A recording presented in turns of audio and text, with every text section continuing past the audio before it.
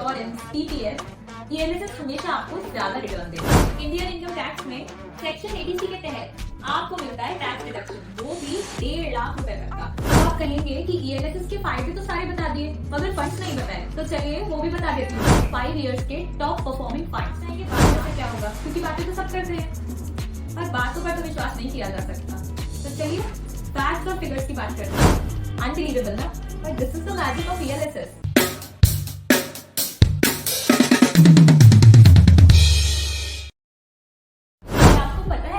कि आपके इन्वेस्टमेंट आपको टैक्स में भारी बचत करवा सकते हैं।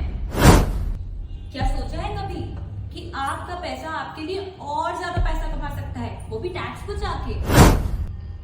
इन्वेस्टमेंट और टैक्स सेविंग, क्या ये दोनों साथ साथ मुमकिन है? जी हाँ, हम आज आपको बताएंगे कि कैसे ईएलएसएस और टैक्स सेविंग म्यूचुअल फंड्स आपके लिए डबल बेनिफिट लेकर आते हैं।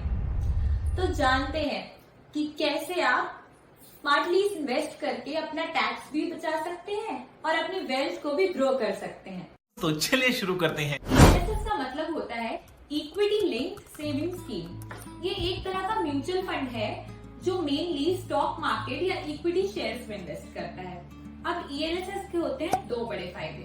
पहला, इक्विटी एक्सपोजर, जिसकी वजह से इसमें होते हैं हाई रिटर्न के चांसेस, यानी कि हाई ग्रोथ। और दूसरा, इंडियन इनकम टैक्स में सेक्शन 80C के तहत आपको मिलता है टैक्स डिडक्शन, वो भी 1.5 लाख रुपए तक का, यानी आपके टैक्स अमाउंट में 46,800 रुपए की बचत है ना। फायदे की बात। Oh my God! Wow! अब आप कहेंगे ईएलएसएस में इन्वेस्ट क्यों? हर जानकारी और हर बात जानकारी ट्रस्ट बनता है ना। तो चलिए मैं बताती हूँ क्यों ईएलएसएस है गेम चेंजर। सबसे पहला तो टैक्स डिडक्शन। इसमें आपको मिलता है 1.5 लाख रुपए तक का टैक्स डिडक्शन, यानी कि सेक्शन 80C में आप पाते हैं 1.5 लाख रुपए तक की छूट। अब अगर मान लीजिए आपका टैक्स लायबिलिटी बनी है 1 लाख रुपए की, तो सीधे सीधे 40,800 रुपए उसमें हो जाएंगे कम और आपको देने होंगे मात्र 53,200 रुपए। तो ये है आपका टैक्स रिडक्शन। दूसरा, lock in period. Lock in period होता है कि जिस समय अवधि के लिए आपको अपने पैसों को होल्ड करके रखना होता है, यानी उस समय तक आप अपने पैसों को विथड्रॉ नहीं कर सकते। बाकी सभी इंस्ट्रूमेंट्स में ये lock in period almost 5 year या उससे ज्यादा होता है, मगर ईएलएसएस में ये लॉक इन पीरियड है 3 इयर्स का, यानी कि flexibility and liquidity. Third, chances of higher returns. क्योंकि ईएलएसएस फंड्स इक्विटी मार्केट में इन्वेस्ट करते हैं, तो इसमें चांसेस है हाई ग्रोथ के, हाई रिटर्न्स के, as compare to other traditional tax saving instruments जैसे कि एफडीज, इंश्योरेंस, टीपीएफ। ईएलएसएस हमेशा आपको ज्यादा रिटर्न देगा, यानी कि ज्यादा फायदा। फोर्थ, ऑप्शंस हैं इसमें, डिविडेंड एंड ग्रोथ। अक्सर आपने देखा होगा फंड्स के आगे ब्रैकेट में डी या जी लिखा होता है, इसका मतलब है डिविडेंड एंड ग्रोथ। डिविडेंड में आपकी जो भी प्रिंसिपल अमाउंट पर अर्निंग होती है वो आपको पीरियोडिकली पे आउट हो जाती है, जबकि ग्रोथ ऑप्शन में यही अर्निंग दोबारा इन्वेस्ट हो जाती है और आपको मिलता है कंपाउंडिंग का फायदा, यानी कि ज्यादा ग्रोथ। मगर ऑप्शंस तो है ना। फिफ्थ, लमसम या एसआईपी। ईएलएसएस में आपके पास दो ऑप्शन होते हैं, या तो आप लमसम इन्वेस्ट करें 1.5 लाख या एसआईपी के थ्रू इन्वेस्ट करें। अब सबके लिए इजी तो नहीं है ना कि वो एक बार में 1.5 लाख रुपए निकाल दें, तो आप छोटी छोटी आसान किस्तों में 12,500 रुपए हर महीने निकाल कर बना सकते हैं 1.5 लाख रुपए, और इससे मिलेगा आपको वही फायदा। तो है ना आपके लिए ऑप्शन ही ऑप्शन। 6, डाइवर्सिफिकेशन। ईएलएसएस अलग अलग डाइवर्सिफाइड पोर्टफोलियो में इन्वेस्ट करता है इक्विटी के, और इसकी वजह से उससे जुड़े हुए रिस्क में हो जाती है कमी। आपने अक्सर सुना होगा कि म्यूचुअल फंड के फंड मैनेजर्स अलग अलग इक्विटी स्टॉक्स को पिक करते हैं और उनमें अलग अलग इन्वेस्ट करते हैं, जिससे हो जाता है रिस्क कम और ग्रोथ के चांसेस बढ़ जाते हैं। बस यही है ईएलएसएस का फायदा, रिस्क कम और ग्रोथ ज्यादा। So don't just save your tax, amplify your wealth, and ELSS is the way to make it possible. अब आप कहेंगे कि ELSS के फायदे तो सारे बता दिए मगर फंड्स नहीं बताए, तो चलिए वो भी बता देती हूँ। ऐसा नहीं हो सकता, कह दो कि ये झूठ है। मैं आपको बताती हूँ लास्ट 5 इयर्स के टॉप परफॉर्मिंग फंड्स जिन्होंने दिए हैं अच्छी खासी ग्रोथ टू देयर इन्वेस्टर्स। पहला है Quant ELSS tax saver fund growth. इसने 5 सालों में दिया है 32% ग्रोथ, 32% रिटर्न्स, और ये है टॉप परफॉर्मिंग फंड। लेकिन इसमें रिस्क थोड़ा हाई है, तो अगर आप रिस्क टॉलरेंस में हाई हैं तो जाइए इस फंड के साथ। सेकंड, बैंक ऑफ इंडिया का ELSS tax saver fund growth. इसने लास्ट 5 इयर्स में दिया है 26% ग्रोथ, और ये भी हाई रिस्क है। Third, SBI long term equity fund growth. इसने दिया है 5 सालों में 22% रिटर्न, और यह है टॉप थर्ड फंड। लेकिन मजे की बात यह है कि इसमें रिस्क कंपैरेटिवली लो है, यानी अगर आप इतना रिस्क नहीं लेना चाहते हैं तो इस फंड के साथ जा सकते हैं। फोर्थ, बंधन ELSS टैक्स सेवर फंड। इसने दिया है 5 सालों में 21% रिटर्न, और ये भी लो रिस्क फंड है। अब ऐसे 4 फंड्स हैं जिन्होंने लास्ट 5 सालों में 20% का रिटर्न दिया है, यानी कि अच्छे खासे रिटर्न्स दिए हैं, आपके इन्वेस्टमेंट को अच्छा ग्रो भी किया है। और इनमें 2 फंड्स हैं हाई रिस्क और 2 है लो रिस्क। पहले बात करती हूँ 2 हाई रिस्क फंड्स की। तो पहला है JM ELSS tax saver fund, और दूसरा है union ELSS tax saver fund. और जैसा मैंने बताया दोनों ने 20% का ग्रोथ दिया है। और अब हम बात करते हैं लो रिस्क फंड की। ये ज्यादा इंपॉर्टेंट है क्योंकि हर किसी को कम रिस्क में फायदा ज्यादा चाहिए होता है। तो पहला फंड है DSP ELSS tax saver fund, और दूसरा है Mirae asset ELSS tax saver fund. ये सभी ऑप्शंस ग्रोथ में ही है। इनने भी 20% ग्रोथ दिया है और कंपैरेटिवली लोअर रिस्क है। But remember, mutual fund investments are subject to market risk, so always consult a financial advisor before investing। क्योंकि एक फाइनेंशियल एडवाइजर आपके रिस्क एपेटाइट, आपके फाइनेंशियल गोल्स और आपके टाइम होराइजन के हिसाब से एक सही फंड आपको चुन के दे सकता है। बात तो सही है।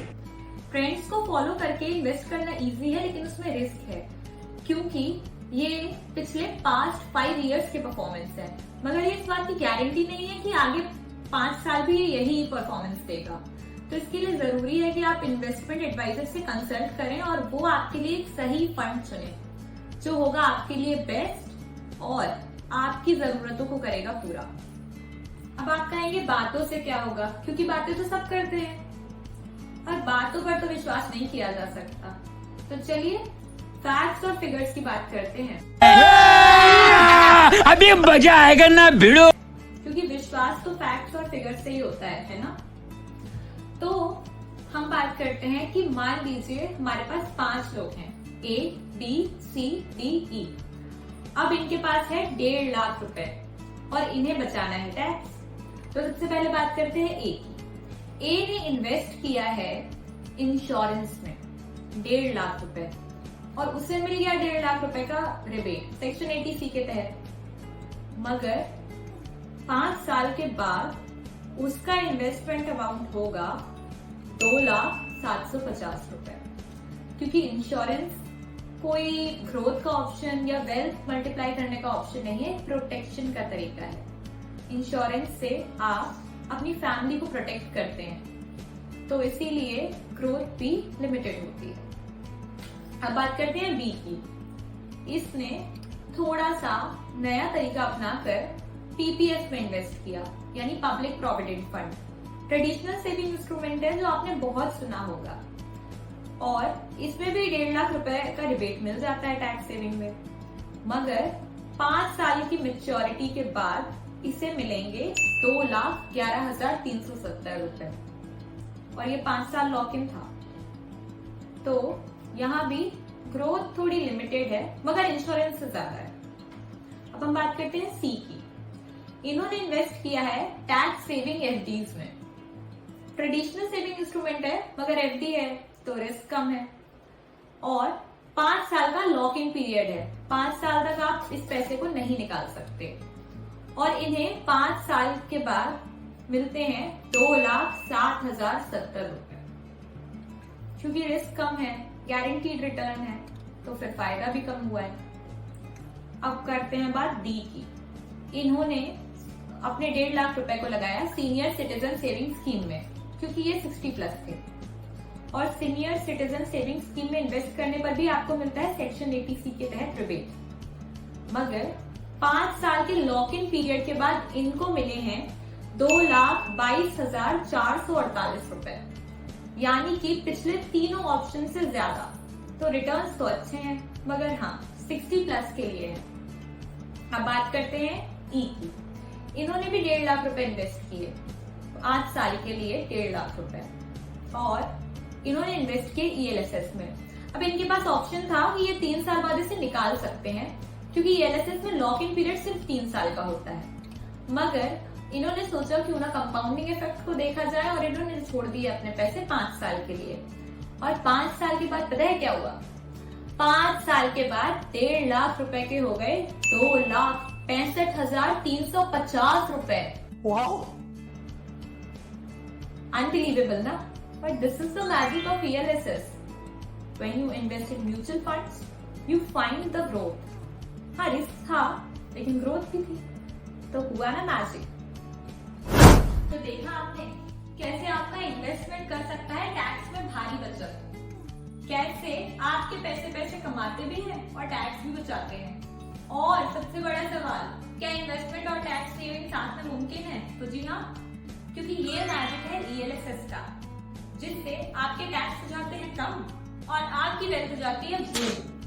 क्योंकि ELSS है एक logical saving scheme which creates a ticket to save your tax and increase your wealth.